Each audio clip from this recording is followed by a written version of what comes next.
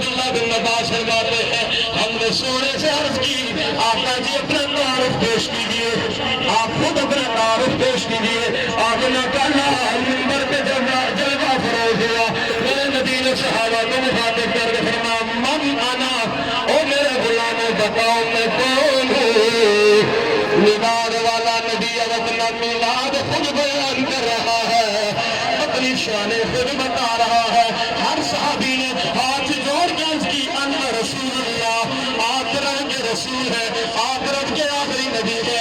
اب میرا نبی اپنا تعارف پیش کر رہا ہے، کہا انا محمد بن عبداللہ بن عبد المطلب، زمانے والوں میں عبداللہ کا بیٹا ہوں، عبد المطلب کا پوتا بنایا گیا ہے۔ ان اللہ خلق الخلق فجعلنی فی خیرہم، رب نے ساری کائنات کو بنایا، مجھے کائنات کے دو گروہوں میں سے اعلیٰ گروہ میں رکھا۔ ثم جعلہم فرقتین، اللہ نے ان دو گروہوں میں سے فجعلنی فی خیرہم فرقہ، مجھے اعلیٰ گروہ میں رکھا۔ ثم جعلہم قبائل، اعلیٰ گروہ کو پھر قبیلوں میں تقسیم کیا۔ فجعلنی فی خیر قبیلہ، مجھے سارے اعلیٰ قبیلوں میں سے بھی اعلیٰ قبیلہ دیا ہے۔